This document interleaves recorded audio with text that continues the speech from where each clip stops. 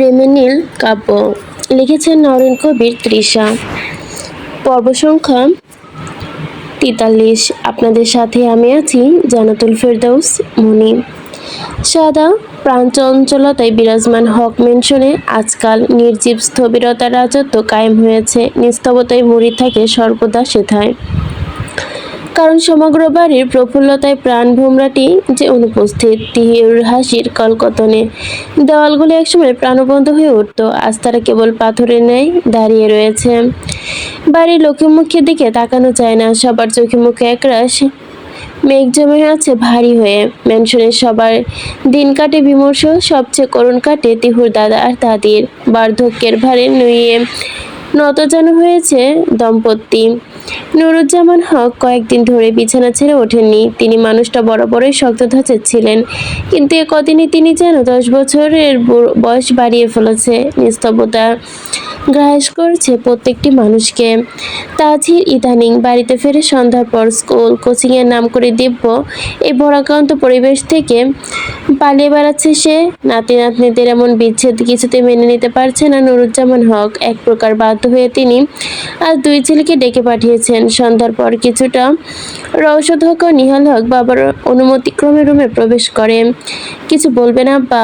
হ্যাঁ, তোমাদের 2 ভাইয়ের সাথে আমার কিছু কথা বলার আছে। নওশাদ হক একবার নিহাল হকের দিকে তাকালেন, অতঃপর নুরুজ্জামান হকের দিকে তাকিয়ে বললেন, জি বলুন। নুরুজ্জামান হক একটা দীর্ঘশ্বাস ফেললেন, খানিকটা নীরব থেকে অতঃপর বললেন, দেখো, জীবনে কম গোঁড়ামি করিনি আমি।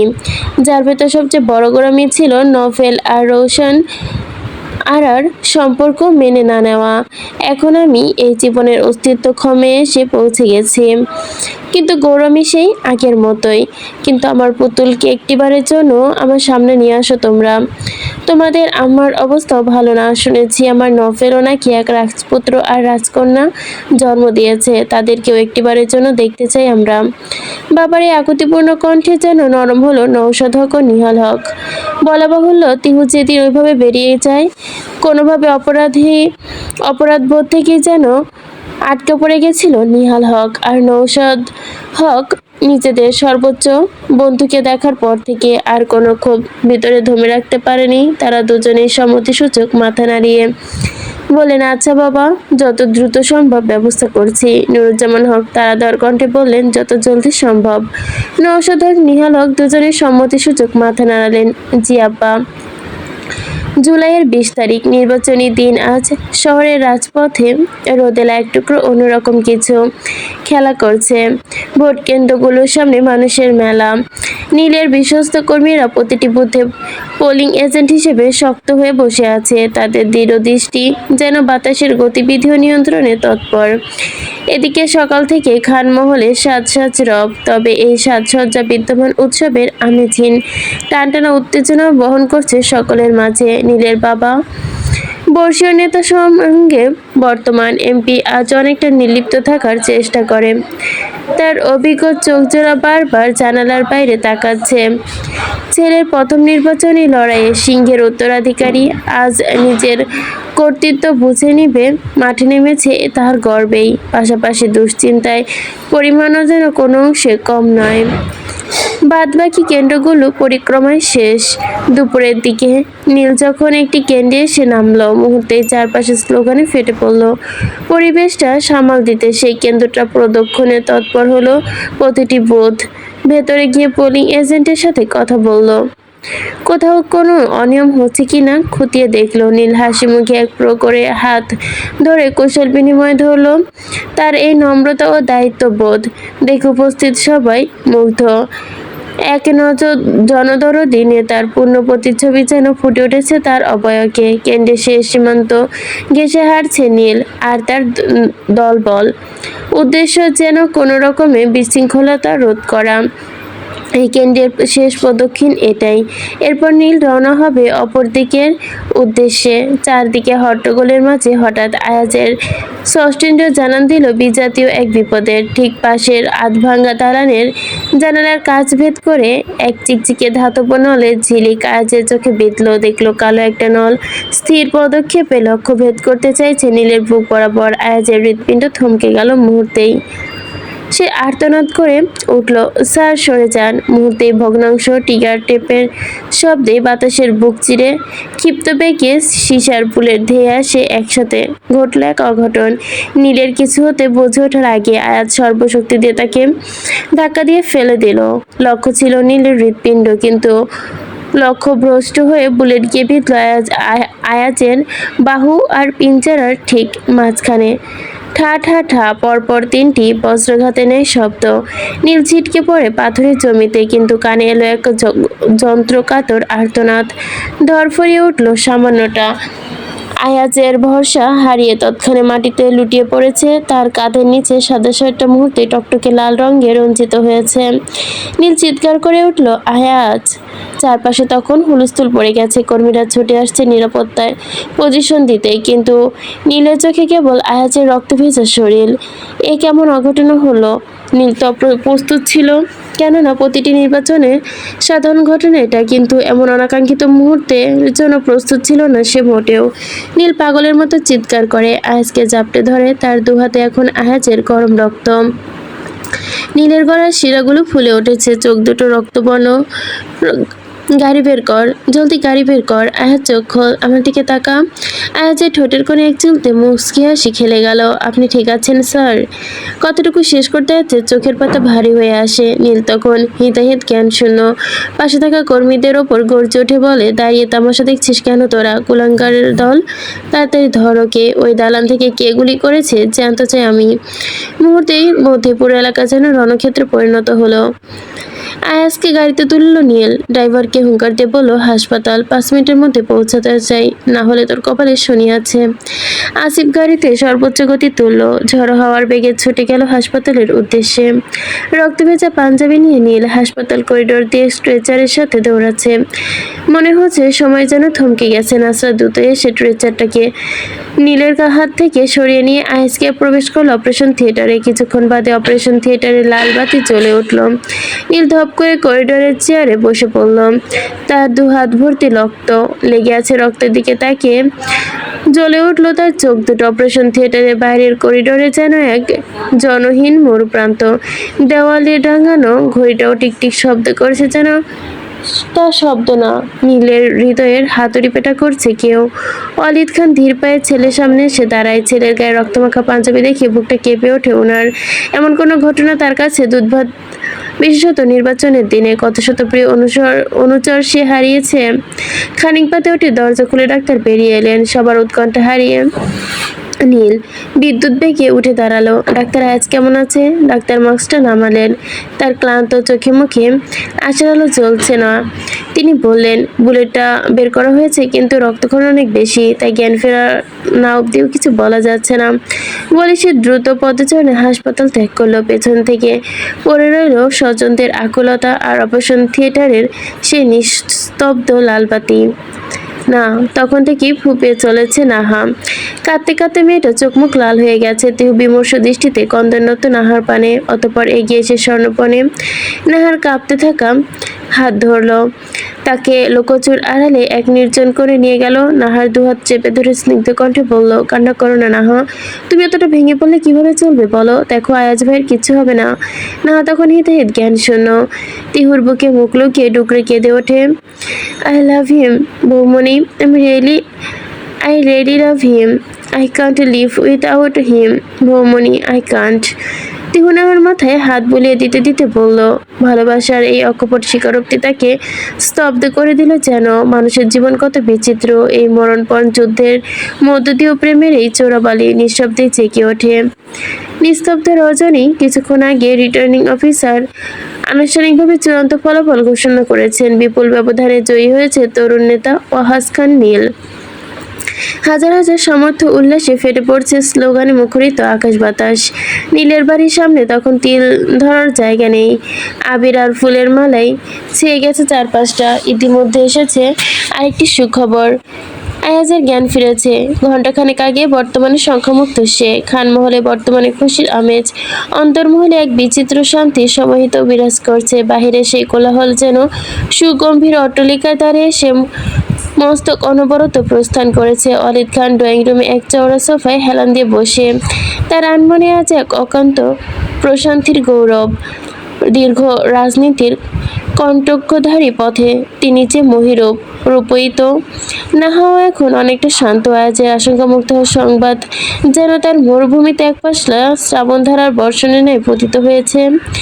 তিহু অপেক্ষমান তার নেতা সাহেবের জন্য। রাত প্রায় 12টার কিছুক্ষণ পরে কক্ষে প্রবেশ করে নীল। চোখে মুখে ক্লান্তির সব স্পষ্ট। সারাদিনের ব্যস্ততায় তিহু বেশ বুঝতে পারল। Congratulation mister politician. নীল সামান্য মুচকে এসে বলল, thank you too much. Tihu কপাল কুঁচকে বলল, মানে? নীল অপর হাতে তাকে নিজের সঙ্গে বেশনি করতে করতে বলল, কারণ তুমি না থাকলে আমি কখনোই রাজনৈতিক লড়াইয়ে নামতাম না। তিহু কিছু বুঝলো না কেন। নীল তিহুর প্রশস্ত ললাটে চুম্বন এঁকে দিয়ে বলল, এটা একটা শর্ত ছিল অর্কিড। আজ থেকে আমি তোমাকে আপন করতে পেরেছি। Now I say that you are mine. খুলে বলুন মিস্টার। নীল হাসলো খানিক, প্রশান্তিতে মিশে আছে সেই হাসি। বললেন না, বলেছিলাম না বাবাকে দেওয়া শর্তের কথা। আরেকটা শর্ত ছিল যে যেদিন আমি তোমাকে তার মতো করে প্রতিষ্ঠা করতে পারবো সেদিন আমি তোমাকে আপন করে পাবো। Now I am success. Tihu বোধ হয় নীলকে এমন খুশি হতে আজ প্রথম দেখলো। একটা মানুষের কাছে সে কতটা স্পেশাল হতে পারে বা তার পাওয়ার প্রাপ্তিটা কতটুকু। কোনো মানুষ এত খুশি হতে পারে। এক চিলতে খুশির রোদ্দুর আশ্রে পড়ল যেন তার হৃদয়ের উঠানে। শহরের এক জীর্ণ প্রান্তে পরিত্যক্ত এক গুহাঘর। নিশীথ রাতের স্তব্ধতা চিরে বাইরে ঝিঝি পোকার একঘেয়ে ডাক কানে আসছে। নোনা ধারে দেওয়ালে ফাটল দিয়ে ইঁদুরের অবাধ যাতায়াত। এই আলোয় বৃত্তের মাঝে চেয়ারে আষ্টে-পৃষ্ঠে বাঁধা অবস্থায় পড়ে আছে এক দীর্ঘ দেহী অবয়ব। লোকটার ললাট ফেটে রক্তক্ষরণ হচ্ছে। চোখে রাজ্যের আতঙ্কতে এসে ভিড় করেছে। নীল ধীরে ধীরে চেয়ার ছেড়ে উঠে দাঁড়ালো। হাতে লেগে থাকা রক্তটুকু রুমালে মুছতে মুছতে সেই লোকটাকে খুব কাছে গিয়ে থমকালো। গুদামের দেওয়ালে নীলের দীর্ঘ ছায়াটা এমন অদিম দানবের ন্যায় রূপ নিয়েছে। লোকটা ছায়ার মূর্তি গ্রাস করতে উদ্যত হলো। সে ধীরহস্তে লোকটার চিবুকটা তুলে ধরল।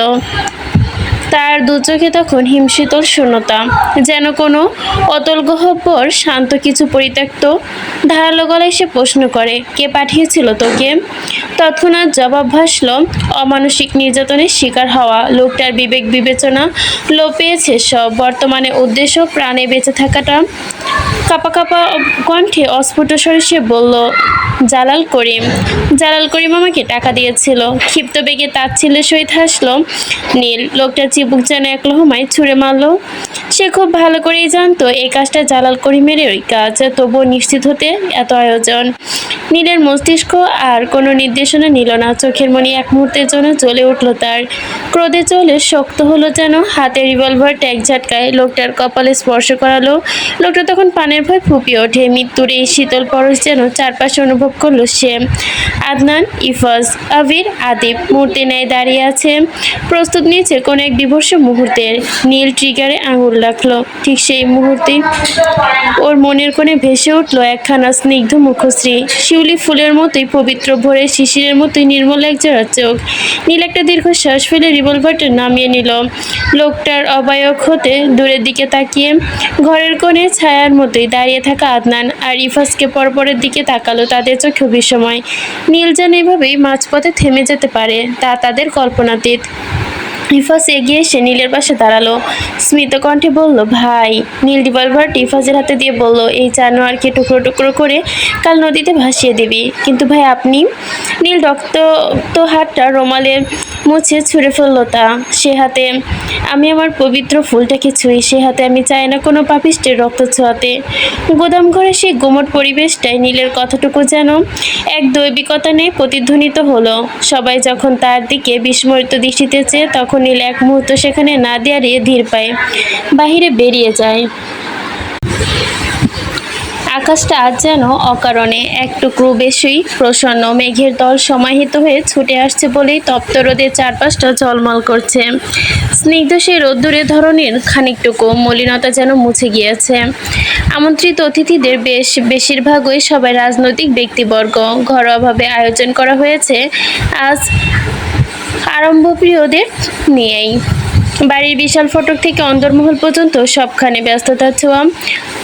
ঝড় কণ্ঠনের ন্যায় কাজগুলো নতুন ঝনঝন করছে। বারান্দার কোণে থাকা পিতলের ফুলদানিগুলো তাজা রজনীগন্ধার গুচ্ছ দিয়ে সাজানো। সকাল সকাল নীল একটু বেরিয়েছিল পার্টি অফিসের উদ্দেশ্যে। তিহু আজ যথাসম্ভব ভোরবেলায় উঠেছে। গোসল সেরে দিগল চওড়া আতশির সম্মুখে দাঁড়িয়ে বর্তমান নিজের দীর্ঘ কেশরচ্ছিতে চিরুনি চালাতে ব্যস্ত সে। চুলগুলিতে বেনুনি বদ্ধ করে একটু সাজগুজ করলো। অতঃপর পরনে ডার্ক মেরুন কালারের পাকিস্তানি থ্রি পিস কিছুদিন আগে নীলেটা তাকে দিয়েছিল উপহার স্বরূপ। কি জানি ভেবে আজকে এটা পড়েছে। সমস্ত রকম প্রস্তুতি শেষে সে অপেক্ষমান নীলের জন্য। হঠাৎই মনে হলো নীলের ড্রেসগুলো বের করে রাখা প্রয়োজন। তাই আলমারি হতে একটা একরঙা পাঞ্জাবি বের করলো। হঠাৎই তার নাকে ভেসে আসলো তীব্র পুরুষালী পারফিউমের ঘ্রাণ। ঘোর লাগা সেই ঘ্রাণে নেশাগ্রস্ত হয়ে পড়লো তিহু। পাঞ্জাবিটাকে আরো কাছে এনে নিজের সাথে জড়িয়ে ধরে মুখ লুকালো। অজানা ভালো লাগা বেষ্টন করলো তাকে। আনমনে মুচকে সে গিয়ে উঠলো, তুমি বুকে টেনে নাও না প্রিয় আমাকে। আমি ভালোবাসি ভালোবাসি ভালোবাসি তোমাকে। নীলের পাঞ্জাবির ঘ্রাণে তিহু যখন বিভোর হয়ে গানে কলিটুকু গুনগুন করছিল, ঠিক তখনই ঘরের দরজায় পাল্লায় সামান্য শব্দ হলো। এতক্ষণে দৃষ্টি একজোট যেতেই থমকে যায় মানবীর বুকে প্রবেশ করে কিছুটা। হঠাৎই একজোড়া বলিষ্ঠ হাত পেছন থেকে কোমর জড়িয়ে ধরলো তার। মুহূর্তে শিউরে উঠল তিহু। সে থমথম খেয়ে নিজেকে ছাড়িয়ে নেওয়ার জন্য যেই না ঘুরে দাঁড়াতে যাবে অমনি নীল তাকে নিজের থেকে হ্যাঁচকে টান দিয়ে ফিরিয়ে নিল।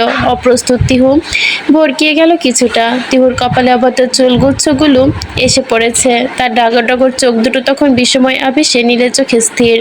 নীল আলতো করে তিহুর ললাটে পতিত কেশরশ্মি সরিয়ে বাঁকা হেসে চোখের কোণে তাকিয়ে গিয়ে উঠল, অনেক সাধনার পরে আমি পেলাম তোমার মন, এলাম খুঁজে এ ভুবনে আমার আপনজন। নীলের গানের প্রতিটি কলি হৃদয়ে প্রতিধ্বনিত হলো যেন। তিহুর লজ্জায় মাথা নুয়ে নিয়েছে মেয়েটা। বিড়াল ছানা নেয় মুখ লুকিয়েছে তার প্রশস্ত বক্ষ দেশে। নীল অতি যত্নে আগলে নিল নিজের অর্কিডোকে। অতিবাহিত হলো ক্ষণিক মুহূর্ত। তিহু এবার সরে আসতে গিয়েই নীল যেন আরো আষ্টে পৃষ্ঠে জড়িয়ে ধরলো তাকে। Oops, don't move. নীলের এমন আদেশসূচক কণ্ঠে তিহু যেন বিচলিত হয়ে পড়ে। ছাড়ুন না প্লিজ, কষ্ট হচ্ছে। তিহু না বলতে গিয়েও যেন নিজেকে ছাড়ানোর প্রয়াসে মিথ্যাই বলল, নীল খুব করে ধরে ফেললো প্রিয়তার বলা মিথ্যাটুকু। মুচকি এসে আরো শক্ত করে ধরে নিল তিহুকে। জাপটে ধরে বলল, তাহলে সহ্য করার অভ্যাস করে নাও মাই অর্কিড, কেননা এই কষ্ট থেকে তোমার নিস্তার নেই। তিহু কিছু বলতে গিয়েও আনমনে বলে ফেললো, কষ্ট যদি এমন সুখকর হয় তবে আমার কোনো আপত্তি নাই। আয়াজের আত্মীয় অনাত্মীয় কেউ ঢাকা থাকে না। একটা নির্জন ফ্ল্যাটে তার একাকিত্বের বসতি। শরীরের এই ঘোরতর অসুস্থতার দিন সেখানে তাকে দেখবার বা এক গ্লাস পানি এনে দেবার মতো দ্বিতীয় কোনো প্রাণী নেই। অগত্যা হাসপাতাল থেকে তাকে সরাসরি খানমহলে আনা হয়েছে। বাড়ির সকলে এখন তার সেবা শুশ্রূষায় তৎপর। বেলা গড়াতে শুরু করেছে উৎসবের আমেজ এখন মধ্য গগনে। আয়াজ বিছানায় শুয়ে বাইরের শোরগোল শুনছিল। তার শরীর এখনো দুর্বল, কিন্তু মনের ভেতরে এক অস্থির ছটফটানি। সে চায় না এই আনন্দ দিনে সে নিভৃতে ঘরে পড়ে থাকুক। সে উঠে পা বাড়াতে যাবে, ঠিক সে মুহূর্তে ঘরের দরজার পাল্লা সরিয়ে প্রবেশ করলো নাহা। পরনে ল্যাভেন্ডার রঙের একটা সিল্কের থ্রি পিস, কামিজের সামনে কিছু সূক্ষ্ম কারুকাজ করা, গলায় একটা চিকন নেকলেস, সিপলেস কামিজের সাথে ভারী কাজের ওড়না। সে কাঁধের সাথে পিন করে রেখেছে। তাকে দেখে বেশ অপ্রতিভ গর্জিয়াস দেখাচ্ছে। খোলা চুলে হালকা কার করা চুলগুলো ঘন চুল আর চোখে ভরা কাজল এক আভিজাত্য ফুটে উঠেছে তার হাতে। নাহার মাঝে যেন এক ধরনের আভিজাত্য বিরাজ করছে, তা তাকে বেশ অতিপ্রত করছে এই মুহূর্তে।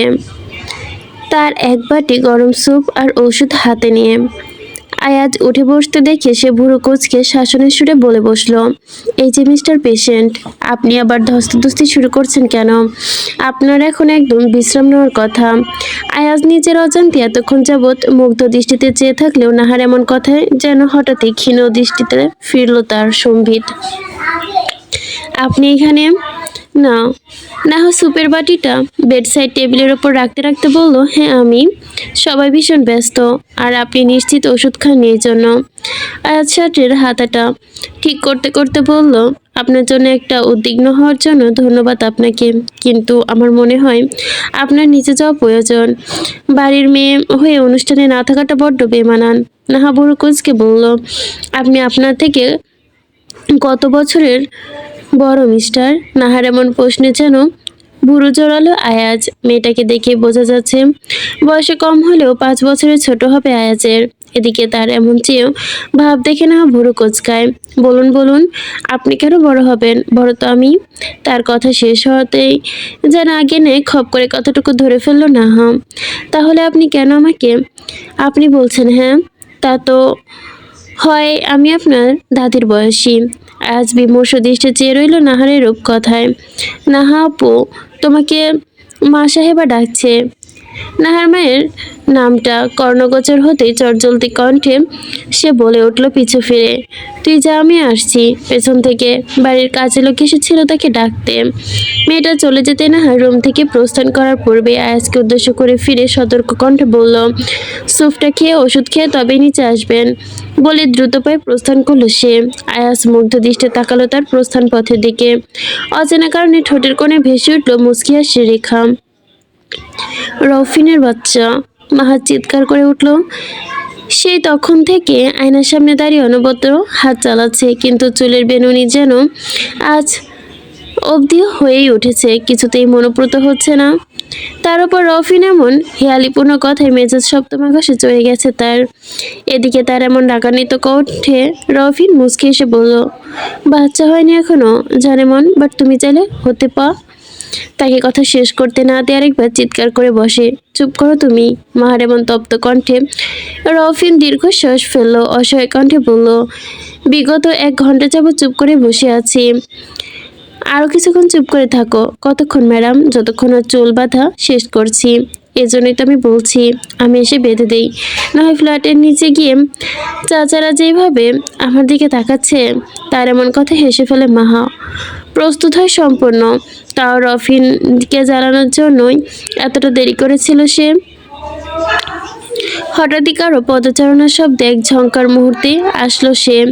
সঙ্গে সঙ্গে চোখের পলক ফেলে থমকে ক্ষণিকে। পরনে পেস্ট গ্রিন রঙের একটি জর্জেট সারারা, যা স্নিগ্ধ রোদ্দুরের মতোই ঝলমল করছে। অবদ্ধ চুলগুলো সর্পিলাকার বেনুনি, শান্ত হয়ে আছে। মাহা ধীর স্থির এগিয়ে এসে ফ্ল্যাটের দরজার তালা লাগালো। সেই চাবির মৃদু শব্দই যেন আজ দ্বিপ্রহরের নিস্তব্ধতা কাটলো। অপূর্ব সুর বাজলো। রফিন বাইকে হেলান দিয়ে দাঁড়িয়ে মাহা নামার ভঙ্গিতে সাজগো সব যেন চোখে দিয়ে মুখস্থ করছে সে।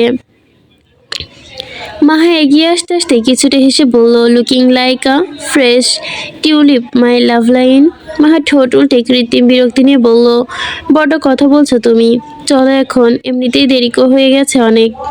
রফিন স্মিত হাসে বাইকটা স্টার্ট দিল। বাইকের গতির সাথে সাথে বাতাসে ঝাপটায় মাহার চোখগুলো এসে লাগছিল। সে অজানিতে রফিনের কাঠটা একটু শক্ত করেই চেপে ধরল। রফিন আয়নায় প্রতিবিম্ব দেখেই কিছুটা মুচকি হাসল। মহলের সুপ্রশস্ত অন্দরমহল বর্তমানে অভিনব উৎসবে মুখরিত। বিশাল ডাইনিং রুমটা যেন এক মুহূর্তেই মূর্তিমতী অভিজাত্যের পরিস্ফুট হয়েছে। কক্ষের উপরিভাগে দলীয়মান বারল কণ্ঠের স্ফুট হতেই বিস্ফোরিত আলোকধারা। উপস্থিত আমন্ত্রিত অতিথিবৃন্দ, যাদের আগে দেশে প্রথিতযশা এবং রাজনৈতিক ব্যক্তিবর্গ, গণ্যমান্য ব্যক্তি, নীল একে আলাপ সারছে সকলের সাথে। বিশেষত বাবার ব্যবসায়ী সহগোচরের পুত্রদের সাথে বিশেষ আলাপ রয়েছে তার। রফিন মাহে এসে পৌঁছেছে কিছুক্ষণ পূর্বে। এসেছে রিশাতও। নিহিত নিজে গিয়ে তৈরি করিয়ে এনেছে তাকে। রফিন নীলের সাথে যোগ হলেও মাহে এসে সোজা তিহুর কক্ষে। রাফা আর নীরা টুকটাক সাজুগুজু করে বেরিয়েছে সবে, যেন দুটি স্নিগ্ধ প্রদীপ। দোতলায় সিঁড়ি পেয়ে সবে নিচে পৌঁছেছে তারা। হঠাৎই পেছন থেকে ভেসে আসলো যুবকের কণ্ঠস্বর, নীরা রাফা দুজনই পিছু ঘিরে দেখলো। গম্ভীর দৃষ্টে তাকিয়ে আছে নিহিত। রাফা নীরাকে রেখেই যেতে নিতেই নিহিত আদেশের সুরে বলল, নীর তুই যা, নাহা ডাকছিল তোকে। রাফা একটু থমথম খেয়ে নিহিতের এমন কণ্ঠে। অতঃপর নীরা চলে যেতে রাফা যখন যাওয়ার জন্য উদ্যত হলো, নিহিত তারা নির্দেশে বলল, সাহস থাকলে এক পা বাড়ায় দেখ। রাফা অবাক দৃষ্টে ঘুরে তাকিয়ে বলল, কি বলবে? নিহিত তার দিকে দু কদম এগিয়ে এসে এক ঝলক আশেপাশে তাকালো। কেউ না থাকায় রাফার কানে হাত মুড়িয়ে দিয়ে বলল, এত সাজগোজ করে ঢঙের মতো ঘুরে বেড়াচ্ছিস কেন? হ্যাঁ, জাগে এখনই মেকআপ তুলবি। রাফা কিছু বলতে গিয়েও টের পেল কানের কাছে নিহিতের হাঁটা ক্রমশ ব্যথা দিচ্ছে তাকে। আর্তনাদ করে উঠে বলে, কান ছাড়ো নিহিত ভাই। নিহিত কারো কথা শোনে না, কানটা যেন আরো জোরে ধরলো। এখনই গিয়ে সাজগোজ তুলবি, নয় আরো জোরে দিব। কিন্তু আমি সাজগোজটা কোথায় করলাম? ঠোঁটে ঠোঁটে ঠোঁটে চোখে এসব সাতচুনির মতো কি করেছিস? এগুলো সাজগোজ বলে, সাতচুনি না। ও আর তুই সেমি হলি। রাফা কিছু না বুঝে বোকার মতো, তা নয় তো কি? নিহিত ফোঁস করে নিঃশ্বাস ছাড়ল। বেশি জোরে কান মরিয়ে দিয়েছে নিহিত। রাফা ছাড়া পাওয়ার মুহূর্তেই যেন, আচ্ছা যাচ্ছি। Good girl. নিহিত তাকে ছাড়া দিতেই রাফা কানে হাত বোলাতে বোলাতে বলল, শালা ড্যাশ ড্যাশ ড্যাশ, তোমাকে আমি পরে দেখছি। নিহিত অন্যদিকে চলে যাওয়ার শুনতে পেল না তার কথাটা। নিরাশ হবে নাহার রুমের উদ্দেশ্যে পা বাড়িয়েছে। হঠাৎই কারোর সাথে ধাক্কা লেগে যেতেই হাত শক্ত করে আঁকড়ে ধরলো কেউ। আরে ওকে? নাহা থমথম খেলো। কিছু বলতে যাবে সম্মুখে মানবকে দেখে হৃদস্পন্দন যেন অদ্ভুতভাবে ঘূর্ণিঝড় শুরু করেছে। জি ইটস ওকে। রিশা তাকে ছেড়ে দিয়ে বলল, আরে নীরা। So what's up? পড়াশোনার কি অবস্থা? সামনে তোমার ইয়ার ফাইনাল? জি আলহামদুলিল্লাহ ভালো। রিশাদ আর কিছু বলবে তার আগেই অস্বস্তি দূর করতে, ও আচ্ছা থাকো আমি যাই। নীরা মাথা নাড়িয়ে বলল, আচ্ছা। ব্যবসায়িক বিভিন্ন বিষয়ে আর রাজনৈতিক মতদর্শনের আলোচনায় ভরপুর ড্রয়িং রুম। নীল বিশেষ আলোচনা করছে তাদের সাথে। সবাই শুভকামনা দিচ্ছে আগামী দিনের জন্য। হঠাৎই কারো উপস্থিতিতে যেন হতবাক সকলেই।